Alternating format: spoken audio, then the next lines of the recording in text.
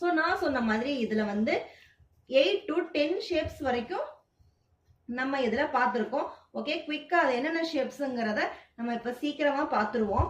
First பாருங்க, இது first, next இது செகண்ட், இது தேர்டு,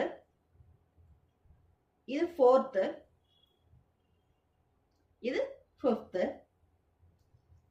நெக்ஸ்ட் 6 7 8 9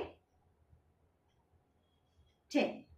சோ நமக்கு 10 விதமா இந்த கூடையை வந்து உங்க இஷ்டத்துக்கு நீங்க மாத்தியே இந்த கூடையை எப்படி வேணாலும் நீங்க யூஸ் பண்ணிக்கலாம். உங்களுக்கு இந்த வீடியோ வந்து